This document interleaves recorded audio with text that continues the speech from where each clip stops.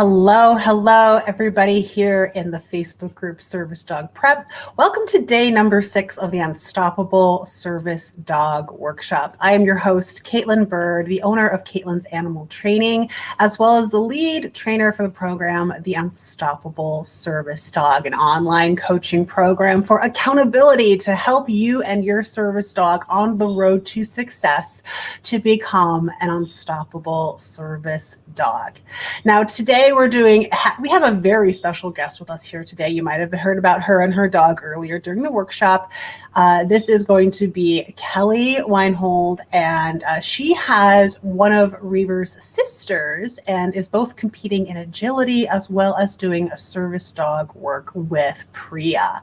So welcome, Kelly Weinhold, to the conversation. Hi, Kelly. How are you? Hi. Good. How about you? I'm doing all right. I'm so excited to have you here, and we have so many people here wanting to learn more about what it's like with the service dog. So we have people here, they're interested in hearing your personal experience and your own personal story. It's totally yours to tell. So Kelly, can you tell us more about what your personal experience has been like working with me and being in the Unstoppable Service Dog program?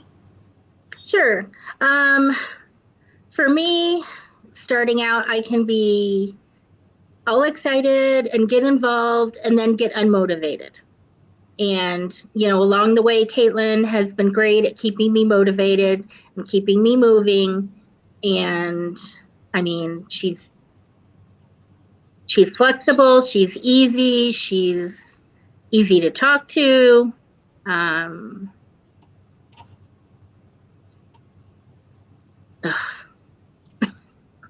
Okay, hey, you're doing good, girl. You're doing Are we editing this, or is this just live? So there's a lot of accountability aspects of the program that people are probably wondering, if they come in, do I just disappear on you? Has that been your experience? Oh, no. She checks in. She's got accountability worksheets, which I'm not the best at filling out. When you have your monthly coaching session, you go over what you need to work on, what you want to work on, and then she sends you a message that reminds you of everything that you went over during your session. Otherwise, it just goes out of your head like it does mine. Mm-hmm. She definitely stays involved. There is no going away. There's no abandoning you. She's right there for you all the whole way. Yeah, and that's really the difference between going on to, someone's online academy or coaching program where there's no involvement. Like, I'm literally here to take you by your hand and guide you towards that path of success with you and your dog. And I've done online classes before with agility, and you watch a video, she'll do a talk, and then you're on your own. The instructor never checks back with you. If you don't send your information in, she's just gone. She doesn't care. And Caitlin always cares. Caitlin's always, I need to see this. I need to see this. I need to know what's going on. There is no abandoning you, because I've done both ways. And Caitlin is far superior in the personal contact. Mm-hmm. Mm-hmm. And there's online trainings too. Have you found any help from those online trainings? Is there an aspect on there that you have found helpful? You mean in the service dog? Mm-hmm. I haven't done any of the online training on the service dog with just. Yeah, you have. You might not realize it, but you have. Yeah. So no, I mean with you. I meant with somebody else. Oh, I gotcha. Okay. I'm like, no, I haven't done anybody else. Yes. Can you tell our audience a little bit more about what's kind of behind the scenes? Because they're not seeing any of it. They're just hearing about what we're saying. Can you tell them a little bit more about what that program kind of looks like behind the scene? Has that helped you? Is there an aspect of it that you have found helpful in the structure? How do I put this together? I mean, like the the private coaching. There's the private coaching and the follow-up. There's, all the checklists that we have online. The checklist that you have online. Mm-hmm. There's the videos. I mean, there's the chats that you go into. I don't know. I'm drawing a blank. Yeah, and in the checklists, we actually have the links to like written material, video material, audio trainings. You're pretty advanced in the program, so it might have been a while since you've gotten into that section. But that's the section that I sort of faltered at. Yeah. Was the checklist where you go in. There is a checklist where you go in and say you need to work on your auto settle. It's got the way to do the auto settles, and then you can check that you're done and move on to the next section. And then Caitlin can see on her end that you've been working on that. And I'll admit that I'm horrible about that checklist. So that's why I forget about it. But she can follow you on the other end and say, okay, so you've worked on this. Now we need to work on this. Or are you having any problems with, the auto settle or whatever in the cues? I mean, it walks you through from bringing your puppy, before you even bring your puppy home. There's setting up the house. There's picking the puppy. There's this whole set of things that you can work on. Dogs. What was that? There's interaction with other dogs. How should your animal be interacting with other pets in the house? Right. I mean, there's introducing the dogs to the house, it goes through so many things before you even get your puppy, to setting up the puppy safe area. Like I set up an X pen, and I had things in there for her for, puppy culture and structure and keeping your puppy safe. Your puppy's vet appointments. Everything is in that section from the time you even start thinking about a puppy. Mm-hmm. So it's not just training. There's everything to help you keep your dog safe, happy, and learning. Mm-hmm. Mm-hmm. Absolutely. So with all of this support, right, did I help uncomplicate the training process for you? Yes. I get bogged down in the details, and I need someone to help me take a step back and say, okay, this isn't working. Let's try this, because I'll get bogged down on, I've got to get this right, and I've got to get this done this way. And not every dog is the same. Not every handler is the same. And we're not trying to teach everything cookie cutter like you can get where, teach your dog this. In some training aspects, I've been to obedience classes where, they cookie cutter it. Nothing is individualized for the dog.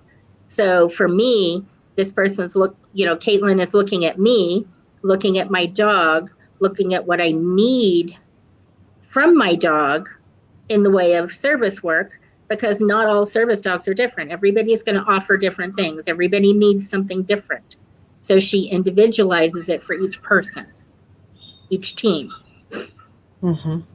Mm-hmm. And, there's a lot of people listening here to, they're struggling to train their dog. Right. And they've been struggling on a concept for a really long time. Maybe they've been struggling with a dog that has distraction around other dogs, and they've been working a lot of the same thing over and over again, or trying a lot of different things, and nothing really is getting them past that struggle and helping them get to the next place. Whatever the struggle may be, right? Maybe your dog offers too many behaviors and you need to get that behavior on cue and on stimulus control, whatever that problem may be, right? What would you say to this person who is struggling so much? Talk to Caitlin. She knows behavior. She is able to look at what, say, the dog is offering and say, okay, this is what we need to do to change things up. because all of us aren't going to learn the same. I had to go back and work with Priya on her heel because she would drift sideways away from me. And Caitlin said, okay, let's bring her back and let's go, do the little foot pads and go against the wall and bring her back a little, because she would walk on the leash fine. I mean, she just strayed a little sideways. She didn't pull forward. She just didn't want to be as in close. And so we just had to work on getting her in close. So she just individualized things for me. Yeah. Yeah. Well, and I think part of that too, because she's never really had a pulling problem. She had a great breeder. Yeah. Starting her off. She did. She really did. So she did have a great start. So that's really great. No, she just drifted sideways. Oh, that's too cute. So, can you tell us a little bit more about what you're training Priya for in the future? Potentially. Okay. She's going to do two things. She's going to be my PTSD service dog, and she's also going to be a diabetic alert dog. Basically, she hasn't started her task training yet. She's only 9 months old. So we haven't gone that far, but the PTSD stuff sort of is coming natural to her. If I'm already stressed, she knows, and she just comes in and she lays on me, or she paws at me to get my attention. But I need her with the diabetic alert, because one of my medical issues is my sugar is up and down all over the place. It can go up, it can go down, and I never know where it's at. So I need her to help me, and also help me to know, okay, you need to check your sugars. You need to do something. Something's not right. And that's where we're at. Mm-hmm. Mm-hmm. Yeah. And, I can't say, the foundation to that work before task training is, the obedience part of it, which I have to say, you guys are absolutely rocking. You guys are doing a really great time, doing really, really great with your auto settles and your crate training and, your paw pad games that we cover in the program. So would you say that hiring a service dog coach is more of a cost, or is it an investment? It's an investment in her future, my future, our future. And I see a service dog as an investment. She's a pet, she's a delight, but she's also an investment. Mm-hmm. I have pet dogs. And they don't do the same things that she's going to do for me. She's an investment, and she deserves the best so that she can succeed. And the only way we were going to succeed at this was Caitlin, because it's not just teaching your dog obedience. You can't go out and have a service dog that is just obedient. They have to know their job. They have to know how to support you. And without Caitlin, there is no way I could have taught her how to support me. Mm-hmm. What were you feeling?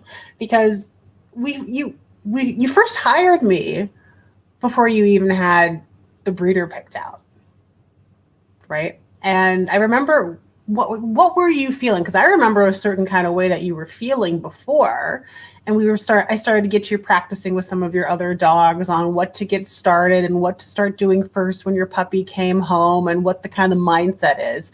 Do you remember what you were feeling when you knew you needed a service dog and needed to train as a service dog and needed to teach Edge how to heel because he likes to ping pong, right? Can you walk us through how you were feeling about how to how to even start going about service dog training and where you were at that time? Well, I was overwhelmed because me having no idea about any of this, I thought, okay, well, I work on his obedience. I'll get him to heel, and then I'll have a well-mannered dog. And then he's just going to learn how to help me. But I didn't know how to teach him to help me either. And it wasn't even just having a well-mannered dog, because at first I thought that's what it was. And I got overwhelmed very easily. And once I get overwhelmed, then it's I either quit or I just bury myself trying to figure it out, and I can't figure it out by myself. What about, the prospect of training a service dog started to overwhelm you? Trying to figure out what he needed to learn and how to teach him. Because I can teach obedience, but I can't teach all of the other things. I didn't even know that the proper position was him tucked up, or her to be tucked up behind my legs. I thought, okay, she can lay down beside me. Well, that's not appropriate. Mm-hmm. She needs to be in close. She needs to tuck in. Under a chair or under a table. Yeah. Right. I said, Caitlin, we went out to eat 2 weeks ago, and Priya's in the restaurant, tucked under the table, doing great. And there's this German Shepherd sprawled across the entire aisle. And I know darn well in the walking path of people. Yeah, and the waitress couldn't even get to the table. It was horrible. And of course, I probably would never have let my dog sprawl across the aisle, but I probably would not have realized that she needed to be under my feet, under the table, versus laying next to the booth, because they were in a booth, next to the booth beside me. Mm-hmm. I would never have realized that she needed to be even closer. Mm-hmm. Completely, basically what Caitlin taught me is the dog is an extension of you, and it's basically invisible. Mm-hmm. It's supposed to be a part of you, and it's not supposed to be noticed, mm-hmm. per se. Mm-hmm. So that's one thing I learned, is the dog is basically a part of you. Yeah. Yeah. They shouldn't be doing anything that you wouldn't be doing. Right. Hopefully, I hope you don't mark your business on the side of a table or in a store. Dogs shouldn't be doing that. No. If you don't bark at strangers walking by, which, gosh, I hope you don't. I don't know. We all want to at times. Oh, I know, don't we? We're all a little reactive, but we don't act on those impulses. No, I don't.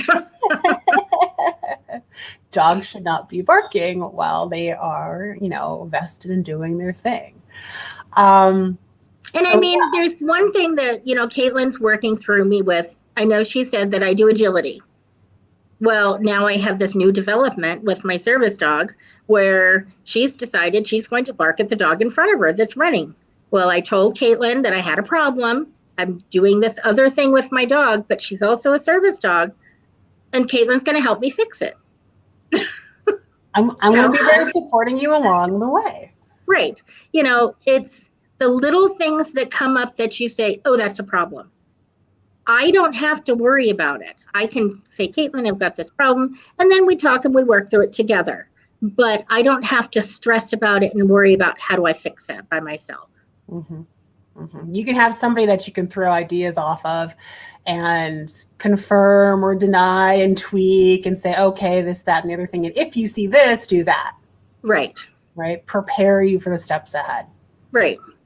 Because there's going to be things that come up every single day. If you're out training your dog, something is going to come up. Mm-hmm. Mm-hmm. And having that person there for that speed to talk to, that's critical. I can't tell you, how many times I even have to reach out to my own trainer friends. And I'm like, hey, I ran into this. Have you seen this before? I think this is going to happen. Can you confirm or deny this? Right? Sometimes you need that sounding board so that you can switch that training plan really quick. Be very agile, set your dog up for success so that they're not practicing those undesired behaviors, because in the end, that's going to set you back. Right. Absolutely. So what would you say to that person, right? We're talking about the typical person who's watching this, they're struggling with something. We now know that it's more of an investment, right? This is not a cost of living, because I mean, in the end, right, if you're investing in your dog and you're paying all these bills for your dog, you're going to spend the money regardless. And it's better, I mean, you can do it your own way, right? And you can run into those roadblocks and you can get frustrated and you can tell people saying, oh, your dog needs to have a prong or shock collar on it because he's not doing X, Y, or Z, right? And they can get under your skin. And you can face all those challenges alone, or you can invest in yourself and invest in your dog and invest in your education so that in the future you can do better. You have that sounding board. You have a program that has led and shown to have successful service dogs. So we know it's an investment, right? And you might have to do fundraising for a year to get to that point where you can have what you need in order to be successful. So what would you say to a disabled individual who thinks that this program costs too much? I would look at, there's two things. The cost of your future. I'm looking at the fact that the part of the investment is that she's going to help keep me safe. And in the end, she's going to keep me, from having panic attacks or having problems. And she's going to keep me from having diabetic emergencies where I end up in the hospital or end up in the emergency room. But I have taken a lot of obedience classes. You go for 6 weeks, they charge you $150. Well, those $150 classes add up. And, you throw money after this quick fix and this quick fix and this quick fix. The investment in a service dog is not a quick fix. It needs to be something that you've thought out. And the disabled person that maybe doesn't have a lot of money can look at fundraising and do some resources. Maybe they can get somebody to help sponsor them. Different dog clubs may help do some fundraising with some events that they have where they'll help somebody. I mean, there's all kinds of people that are willing to help people that are willing to put in the time and put in the work. And part of the time and the work is you have to show people that you want to put the time and the work in and that you're serious. Mm-hmm. And this kind of a program is serious. This is not a quick fix. Mm-hmm. Mm-hmm. It's an action-based program. You can't just look at it and say it's a hobby and expect to be successful. Right? You have to take that action. You have to live and breathe it in order to be successful with your dog. And people want to see that. Yeah. Mm-hmm. Mm-hmm. Absolutely. So was there a training roadblock that you might have, I can think of at least one, that you had with Priya? Because of course, I remember as soon as our dog started hitting the teenage phase, some things started showing up. And is there a training roadblock that you hit with Priya that I help you get past? Well, I'm trying to think of the one that you're thinking of. Well, I know she's a foodie. Oh, the trash can. The trash can? I was thinking about the auto settling around some smelly things. I remember, I think it was more of a mental roadblock than anything about teaching a dog to stay more calm around food items. And I remember you being so excited when you said, "Oh my gosh, she's settling while I'm cooking dinner. She's Oh, I got it. I got it. eating food." Oh, Yeah. shoot. I mean, I needed some big clues on this one. Okay. So I have pet dogs who are constantly underfoot when I'm in the kitchen. I have never been able to teach a dog to stay out of the kitchen. Well, Priya, she's learned that she's supposed to settle when when we're not working, she's supposed to just relax and do whatever. Well, one day I'm in the kitchen and I'm looking and she's laying on the rug in the dining room. And that is her spot. If I'm in the kitchen now, she's in the dining room. She just decided that, okay, I'm not supposed to be doing anything. But I want to be here, but she'll lay down in the dining room and just go to sleep while I'm fixing food. Mm-hmm. And it's amazing to have the ability to know that she can just settle and do whatever. I mean, I can sit in my backyard and I don't have to nag my dog to come lay down and relax instead of being a nut. She'll just, if I'm sitting down in my chair out back, she just comes and she lays down by my feet. I don't have to tell her. I don't have to remind her. She just does it. She's got so many auto behaviors that she just says, okay, this is what I'm supposed to do. She goes to work with me. She knows that she can't go out the door because if she goes out that door, she's going to end up getting hit by a car.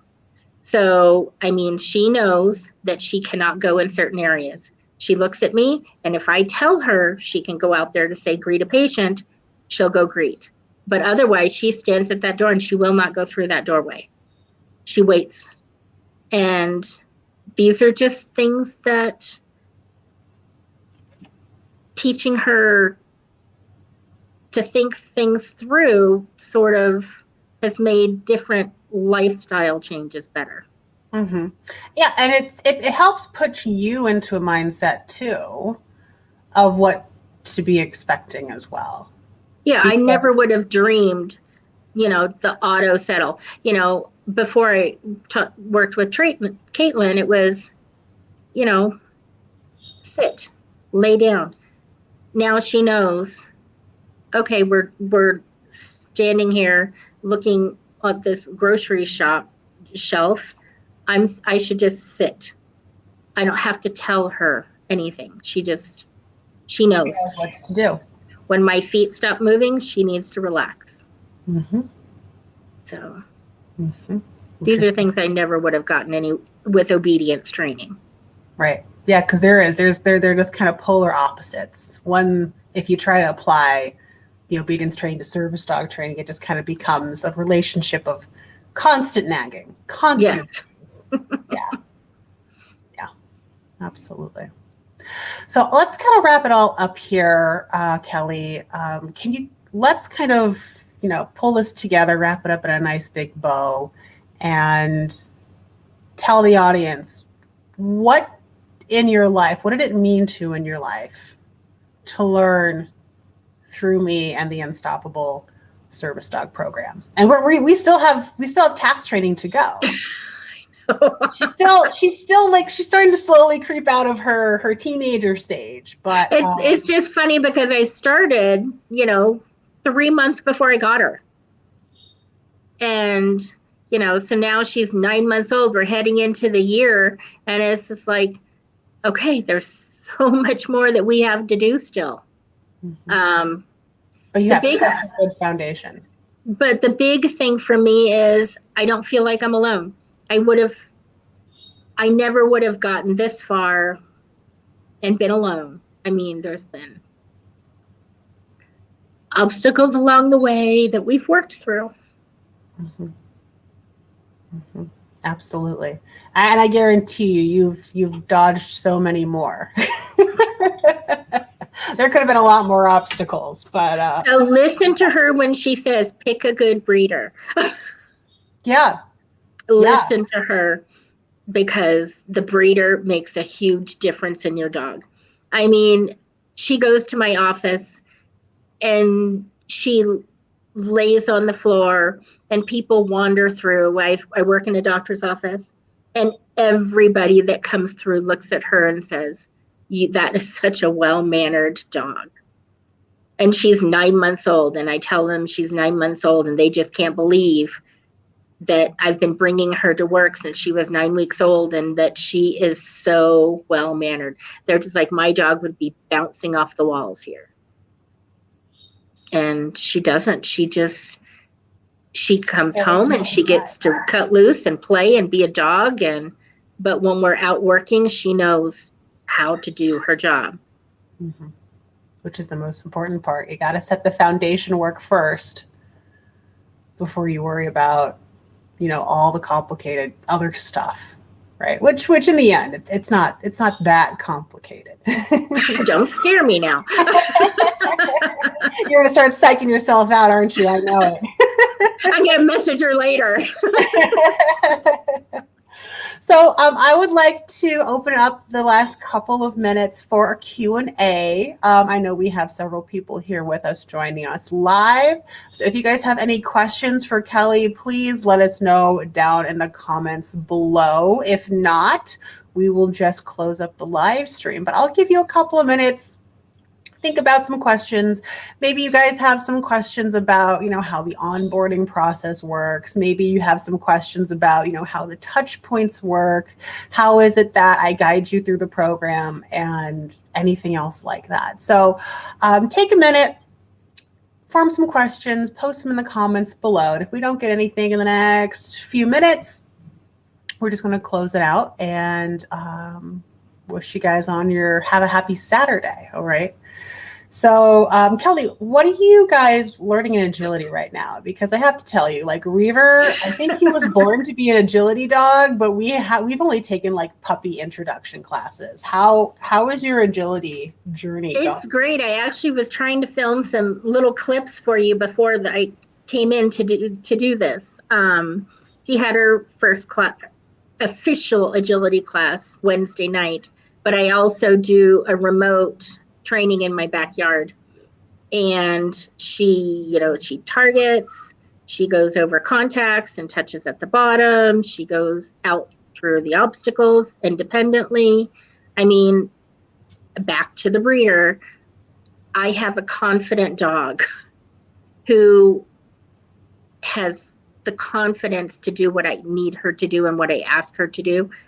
So, we're working on some of the teamwork stuff, and some of and this is where I struggle sometimes. I have an agility instructor telling me, okay, your dog needs to disconnect more, where I am working on connection in service dog work. So there needs to be a balance. And that's one of the things that she is connected to me, and she doesn't want to disconnect. And my trainer wants her to disconnect more, and that came up this morning. It's like, okay, that's interesting. Is that like for when you have to send them through a tunnel or something?